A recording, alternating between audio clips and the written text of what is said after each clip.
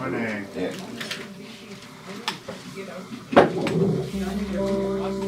Good morning. Morning, good To see morning. you.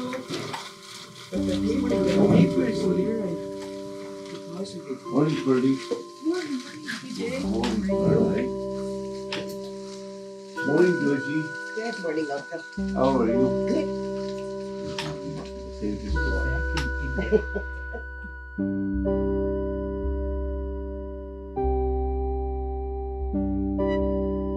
Thomas Fable from Kawakatuk, 74 years old. I was born August the 20th, 1945, and I married one of my good friends. We went out once together before when we were children, and till we got older, and then I don't know whatever kicked in, but all of a sudden we were living together and we got married, and we had 2 children of our own, but previous to that we've had 5, 3 of my own and 2 of hers, and we made a family out of mine, yours, and ours. From the time I was a child till I was 8, I lived at home, and then I went to residential school for 3 years till I was 11, and I finished my rest of my schooling here till I was grade 8. I was 13 going 14, I finished my grade 8. Then I was supposed to go to Breton, I got sick. I didn't like to go back to residential school.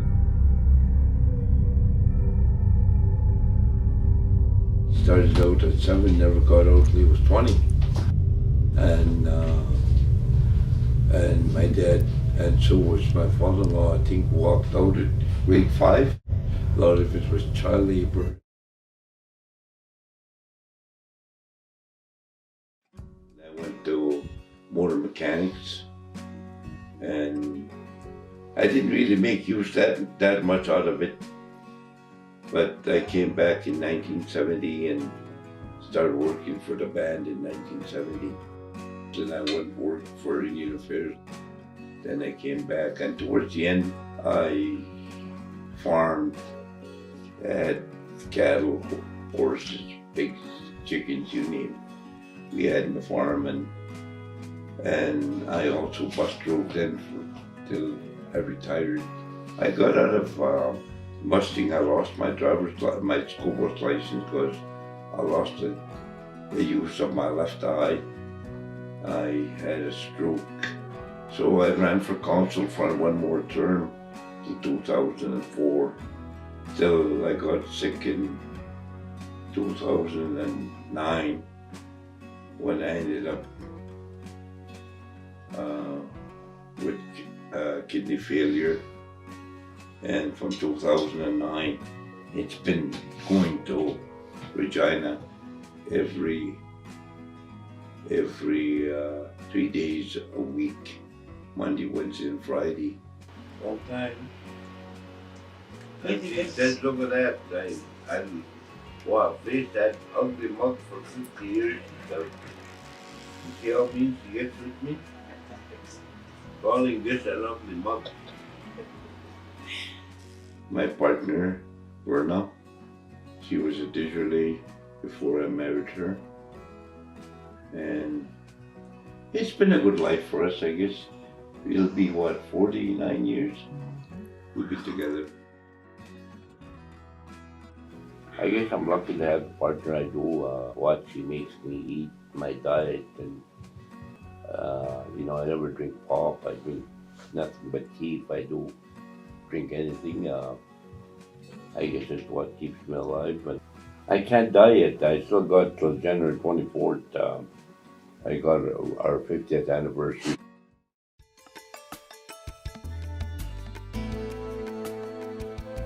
We get ready, and by then 9 o'clock we're ready waiting for the medical van to pull up. Let's go.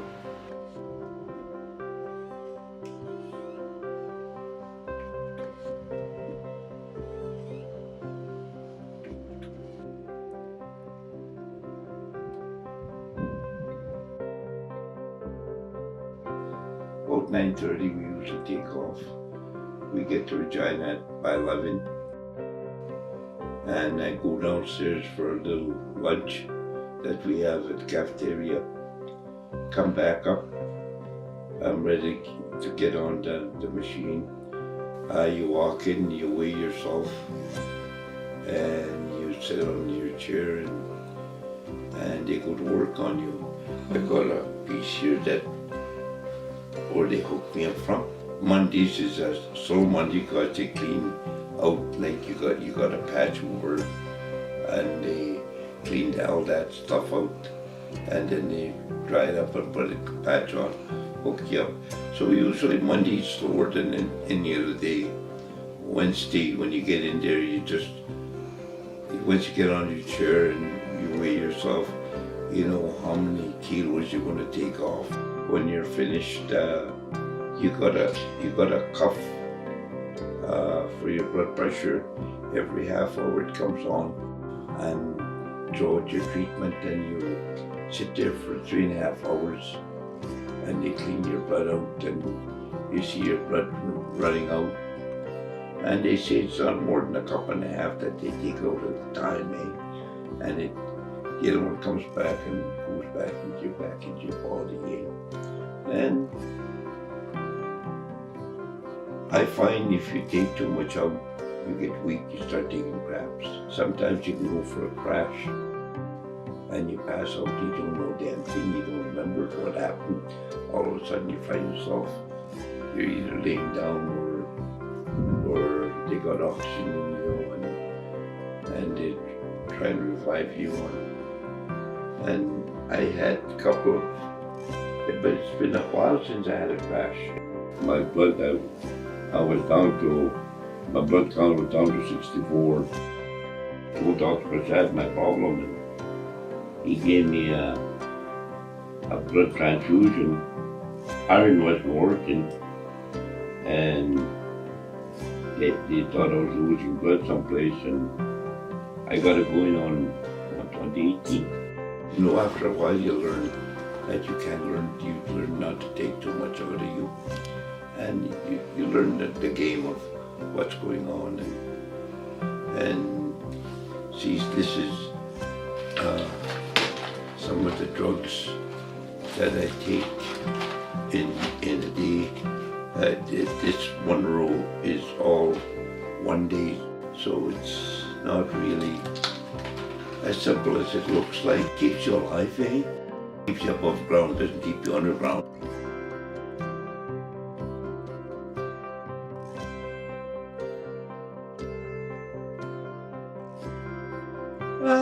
With a struggle. There's times I have to go alone, eh? You know, I still can do it. I guess if I was in a wheelchair, and it's so easy for us people to say, poor me. And when you start saying, poor me, then you start not trying, eh? If you keep trying, it turns out to be better, eh? You know, my partner does a lot for me. If it wasn't for her, I guess maybe I wouldn't be as surprised I am. Maybe I'd have given up long ago. But the worst thing is for me. I learned from my partner to live for today. Yesterday's gone. Today, we live. Tomorrow is not here. We don't know what's in store for us tonight. And you know, I can keel over, drop it any time, but till that day comes, I live for today. Eh? At one time I was, I don't know, a radical bugger, I guess, and it took me a long time to learn to live one day at a time and enjoy the day and not worry what's coming tomorrow. I have no powers what's for tomorrow, and yesterday's gone. My partner likes her bingo, and sometimes I tell her to go, and I stay here by myself. And she says, "Are you sure you're going to be okay?" And I always tell her, "Well, Verna, whether you're here or not, if I'm going to drop over and drop dead, I guess that's going to happen." You know, we have to face what's coming to us, and so just go and enjoy yourself. And still half time she phones me to make sure I'm still alive. and I tell her I'm okay, don't worry about it, just enjoy yourself. Because that's her time of relaxation, her too. Because she never quits. She becomes an elder to school. She never quits, works here all day long. Sometimes I tell her to sit down, she makes me tired just watching. When I farmed, she was my top hand. Lots of times she got on a tractor and went cultivating. I remember when I was swathing, I was using an 18-foot pull-type swather, and she was driving, we had a 16-foot self-propelled swather, and I told her, when you get to the sluice, you go around the sluice. I was explaining to her, and she thought she could just start to go round sluice, and I was yelling at her, no, no, no, and telling her, wait till I got there with the swather to make the round with the self-propel, and we laughed.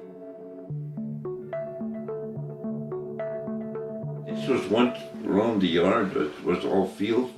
At one time we farmed, and a lot of our field went back into bush. That was all prairie at one time, and cultivated, and I 50-50 farmed. It was a good experience for the kids. I think they learned from it.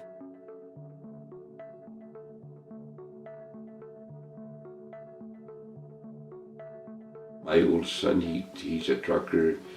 He's long road trucker. He goes into the States, all parts of the States.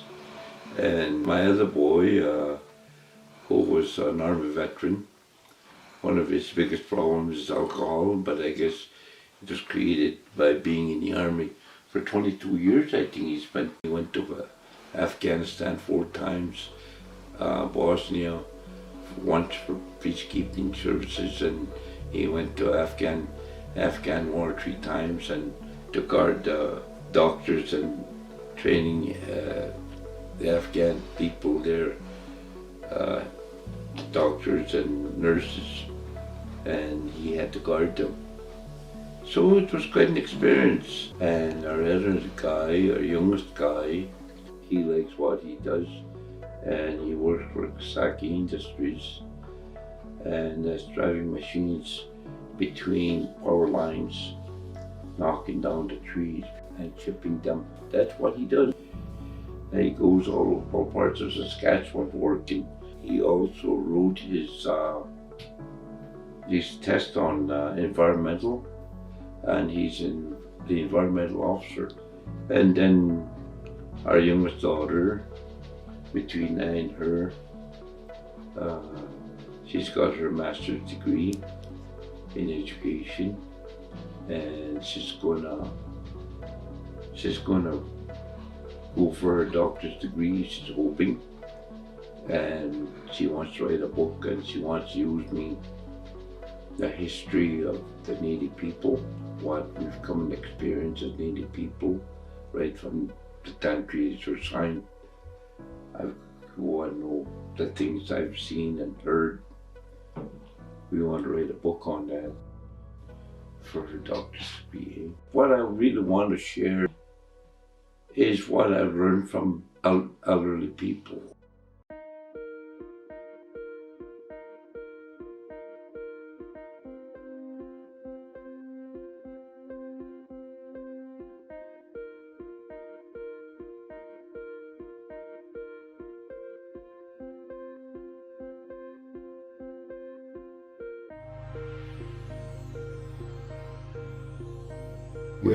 Yeah, that was what they called him, eh? In the original language? Yeah. He's already translating, and whoever gave him that name, he doesn't say that he speaks Cree. Somebody had to give him that name that he's put down in English. Never add more than what you were told, because then you're not being right, you know. never add on. Just tell what you learned, and no more than that. I'm always careful and never jump out and pretend to know it all. You know, don't.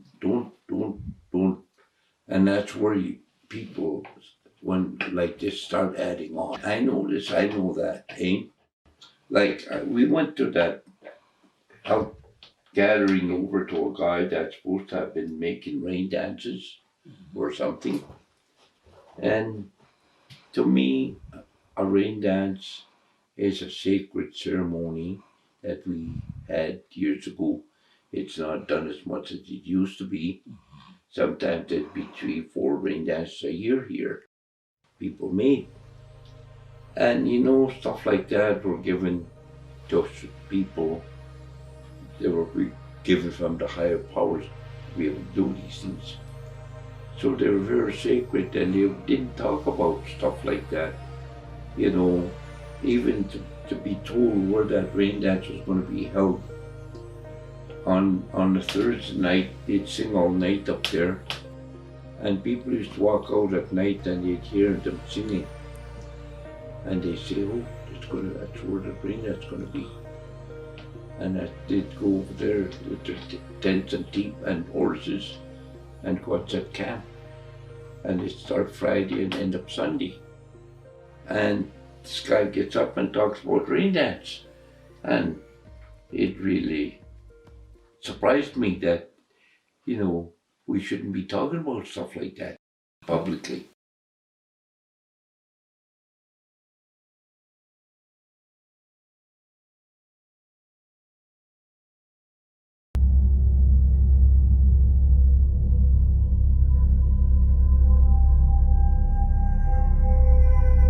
My mom was a great teacher for us, you know, taught us a lot of things.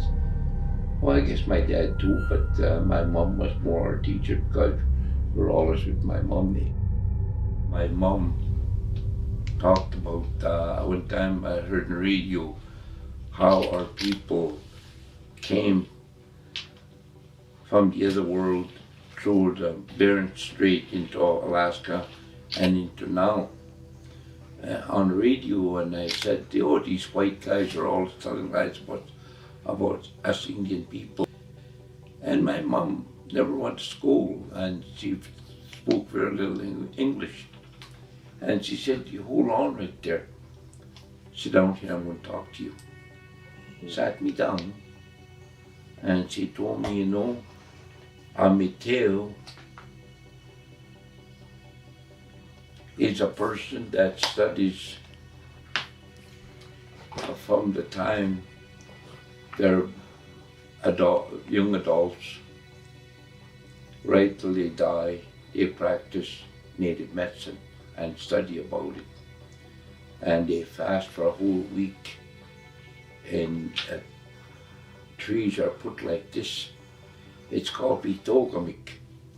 And they put trees, and one side the women sit, one side the men sit, and they're all Mateos. They're called Mateos. They practice, and for 1 week they fast, and they get new ways of medicine, how they can use it and all that, and that's what they practice, and it's still practiced up north in Yelko, in Porcupine, around that area. They go once a year and they spend a week. We were invited. We've never taken part in it. We should. Sometimes we should have taken part in it, but we didn't. Or at least watch what was happening. But my mom said, you know, when a Mateo passes away, and if you listen to the elders praying, he'll pray how we came through the strait into here and how our people live till now. And then they load the body up and they go to the graveyard, and 4 times they stop, put tobacco on the road. But she didn't tell me why, but that's what they do. Get over there, they put the coffin or the body into the grave. Now they pray how his soul is going to travel to meet God, and that's how they pray. I used to laugh when my mum was a midwife. She used to go around the reserve, and I'd wake up and I'd be sleeping with my dad. And then I'd wake up and I would sit up and I'd tell him and ask Dad, where's Mom? And she'd say, oh, she's gone up there, she's going to catch a baby for these people. And I'd be lonely for a few days because Mum would have to stay there till the baby was born and then come home. And then I'd ask her, what do you do, Mom? And she said, oh, I have to wait along the door. And when the rabbit comes, the baby's on the rabbit, and I grab the baby off the rabbit runs away, and then these people have a baby. Oh, can I go and help you? Oh, no, she'd say, no, you can't. And I used to think, the hell with catching the baby, I'll catch that rabbit.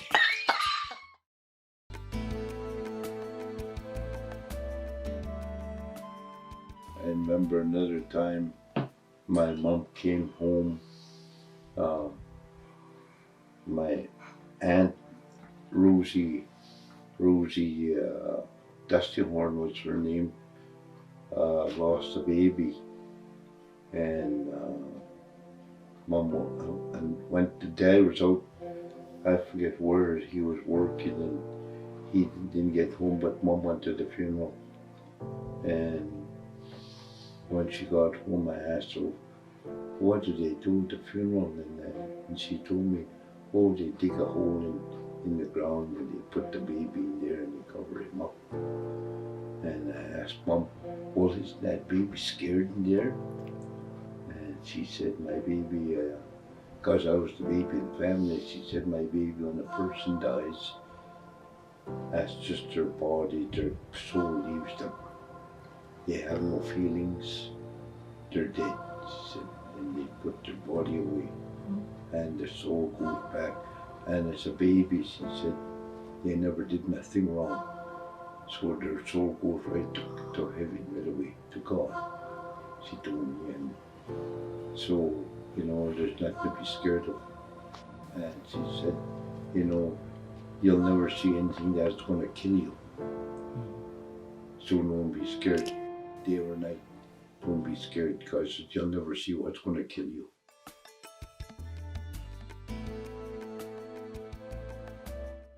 Well, anybody can be an elder if they want to be an elder. He said, it does, like, the system always was, look around the room, who's the oldest? Eh? And it's always the male. I don't know why the male always says the prayer. Today they're trying to make women do that, and that's not right. And today they'll ask somebody that's acting like an elder, okay, you say the prayer. They don't look around and see who's the oldest. Out of respect, the oldest man, you should go up and ask him. Give him tobacco if you have to, and ask him to say the prayer. The rain dance, a quarter of it is the woman's side, eh? And the rest over here is the men's side, eh? See, the drums are over here and the men sit here, and even if a woman came and had a giveaway, she put her stuff down and let her male kids ahead, and she'd stand at the end, giving her stuff away, and ask for them to pray for her, and that her family would grow up, and and see, that woman part would always stick to woman, even though as you get older, you have a change of life, you no longer menstruate, but still that thing plays against you as a woman. And it's always been that way. Now they're trying to turn that around, and I think it's wrong from our way of our system. You know, a person died. They used to race around the reserve with 2 saddle horses. And they go, and especially in summer, early in the morning, you hear a horse come racing to the tent. And they would say, stop out the tent, and they'd say, Charlie, that's my dad's name, eh? And he'd say, Dan, sit. And he'd say, I've got some bad news. That person just passed away, you know. And that time they didn't take the bodies away, eh? They just went and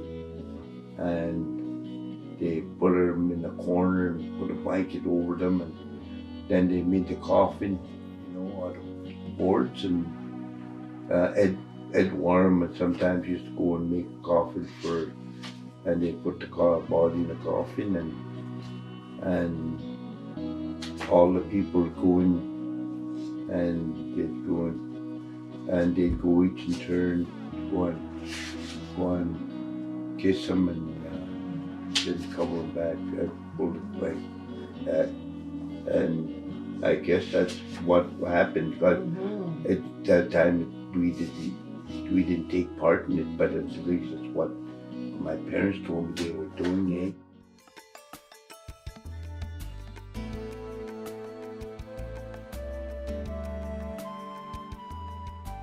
I hear elders today talk at the funerals, and they talk about themselves. And I think that's the wrong place about talking about yourself. You try and talk to the people how to continue living in a proper manner. The way you take yourself, that's the way you're going to live. And that's the way they should be in. But don't talk about yourself. I don't think people want to hear about you. It's bad enough these people are hurting.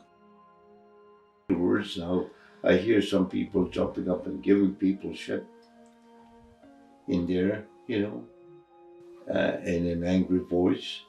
That's not the way to talk. People, sometimes they used to preach a little bit, tell a story, and this is where I learned a lot of ancient wars between the Blackfoots and the Crees. Listen to these old guys talk in the funeral. I was a young fella. I was a bad bugger for staying up at night. Wouldn't sleep, and try and sleep in the morning. My dad would kick me out of bed. And if there was a funeral, he'd tell me, okay boy, you wanna stay up? Please go and stay, go and sit up. And I thought my dad was mean to me because doing that. But look at the knowledge I learned. Maybe he's seen something I didn't. I picked up an awful lot of knowledge out of home there. I listened to older guys talking, taking old guys out for a pee and bringing them back in because it's hard. Their eyesight kind of fails, and even my eyesight starting to fail. And know the feeling now, what they felt when I had to take them out and watch where they were going, and then just leave them and go behind them and let them go to the bathroom and bring them back in again.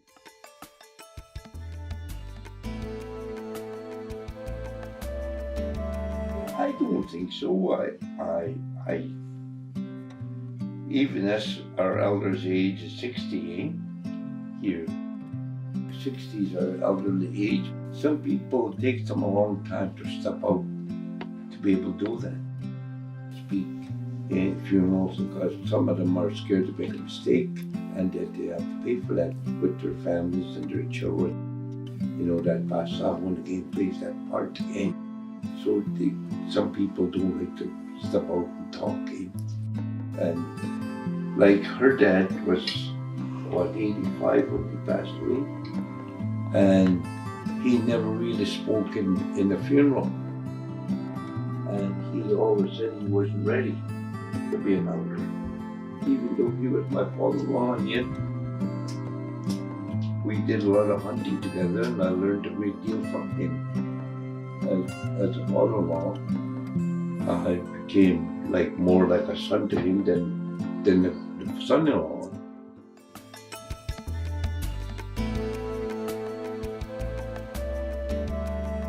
Like today, they believe offering you tobacco makes you talk. That's not so. You can take tobacco and secretly pray in your own mind for these people. You can take the tobacco and secretly pray. You don't have to talk. And people think that just because you get tobacco, you have to talk. You don't have to. That's forcing people to do what they don't really want to do.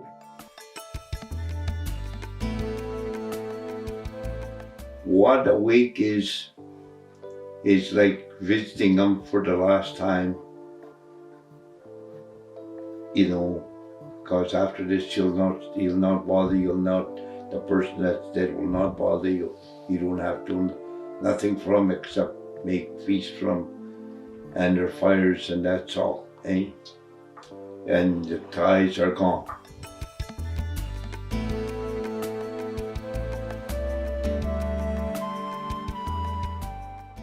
Anybody that was there would take part in it, eh? I remember at the funerals we went, it was a tin of tobacco with papers in it and a box of matches. That's the first thing they did. And when this guy was finishing his story, the tobacco would be sitting in front of him. And when he finished talking, he'd take you, and somebody walked, they'd take the tobacco and put it in front of the next man and say, "Butakia," and it means, "There you, it's up to you now." So he'd take the open tobacco and take paper and make himself a cigarette and start light it up with the match, and he'd start talking, and sometimes they'd tell a story, and then at the end talk to the people that had death in their family, because it was in the house. There's mostly men that went for the wakes, and sometimes the next day the women would come for the funeral, and men and women were together and they'd go to the funeral. Eh? The old people all seemed to go to the awakes and funerals together. I remember we weren't allowed to go. I remember the first person I ever seen that was dead was my grandmother, and I was 13 going 14 when the only person I ever seen dead and kissed my grandmother. And my mom didn't want me to go to see my grandma, and Dad said no, that's his grandmother, he's going to go and he's going to see her.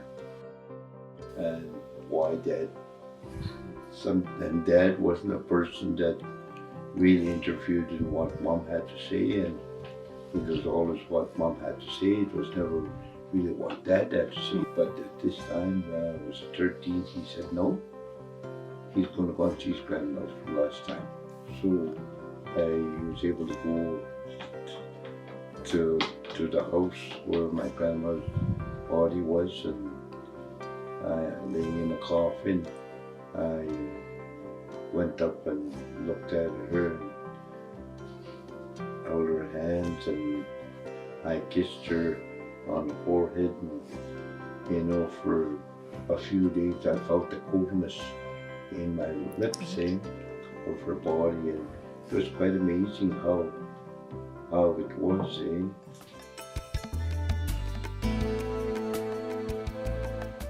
It should be applicable today, as it was our Indian way of our Indian culture.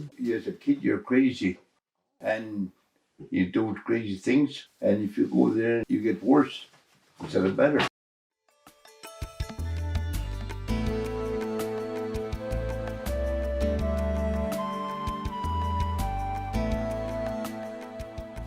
Like, even if we don't know our language and we die,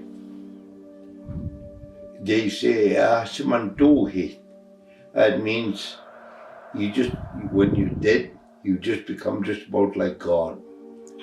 You have all powers. The only thing that's got you beat is life. You no longer can beat life, but everything, the powers you can have. Okay, and this person that's dead their soul's there with them around you. And they say they lose their language. The English language, all they understand is Cree or Solo. That's why when you're supposed to be able to speak the Cree or the Solo language when you're talking to them or the crowd, because you're also talking to that person. Like a lot of guys, oh sure, they jump up and they're speaking English, eh? And that's wrong. You know, to me that's wrong. That's not the way it's supposed to be. You're supposed to be able to speak your language if you want to talk to the people, eh? And if they don't understand, that's not your fault. That's their fault. They don't want to learn their language. That's why it's so important that we learn our language, even after life, eh? We've got to learn to speak our language. It's so important. Without language, we have no culture. You know, we don't have relationship. And that's not happening now, eh? We don't want to talk about now today. You know, our younger generation don't want to hear about it because they're doing it.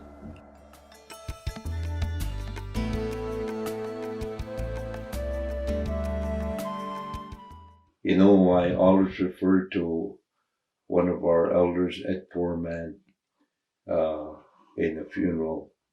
He said, you know, talking, mind you saying it in Cree, our nickname to one another, Tina and him, was a Tim, my dog. And he used to say, when was the last time he had a girlfriend? And I speak Scottish to Maggie Tauxty, and that's what he'd tell me. And we'd laugh at him. And he said, I was sitting in the corner, he said, what I'm going to say, you, at him, you might see this and you might not. He said, you know, you're going to be poor, you people, even poorer than you are now. And that means, he said, we're going to lose our language. And if you lose your language, you're going to lose your relationship. And you're going to lose wahoto, you know, and a sinistone, the way of life, of loving and sharing one another as Native people. And he said, what I mean, you know, he said today, you see, you got dogs, a stray dog come here, they all pile on, they pull them apart to kill them. That's how it's going to be in time to come with Native boys. They're going to hit for the big towns, cities, and they're going to form gangs, and they're going to kill one another because they no longer have language, they no longer have relationship, and they no longer have culture. Without a language, you have no culture. And he said that's going to happen, and you might see it and you might not. Here and now, I'm 74 and I see exactly what he meant. See, he said when people meant, they look every angle they could think of to see if there was any relationship that they had. And if they didn't, they took each other then as a brother-in-law or a brother. People that they didn't know came from long ways, and they became related, dating each other as relatives. And today that's not happening anymore. Today it's gangs, and they're killing one another. And that's exactly what he meant.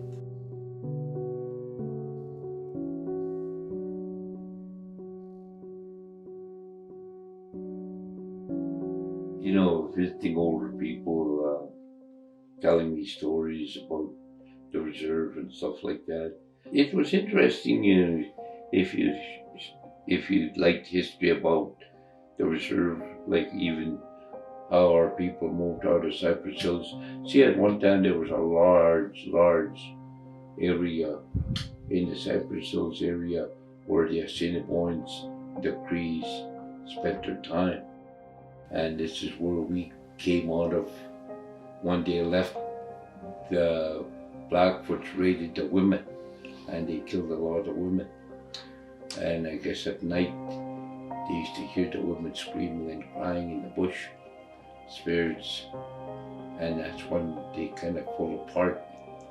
And Coacatus and his band moved north to Leeman by sort of Battleford, and that reserve's empty today. And that was actually Coacatus Reserve. But his wife was Kakagilmostos Crow Buffalo.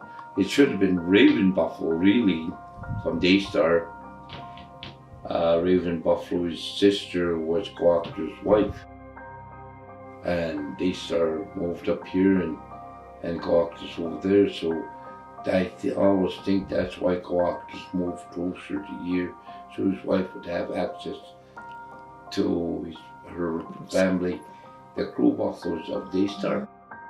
So that's where, and when we first moved up here, they stayed in the south west side of the reserve. We call it Ski Wash Flats, and that's where the people stayed for 4 or 5 years in the flats. And they had a lookout point to make sure that the Blackfoots didn't attack them. Had a lookout point personnel sitting up there watching for the Blackfoots aimed to. But we've never had the Blackfoots come up this far. Finally, they kind of spread out and started making houses on the reserve.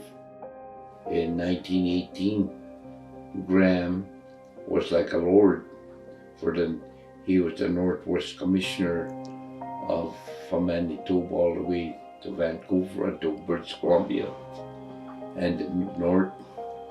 And he didn't have very much love for the Native people, because in a little rebellion, he was a Northwest Mounted Police. He got his leg knocked off from the half-breeds and the Native people that fought the rebellion. So he sure made the people pay. Like you take Howard, he came along and took just about 14 sections of land on the west side here and sold it to Solar Settlement Board at a very cheap price. So that shrunk our reserve, by 14 sections of land.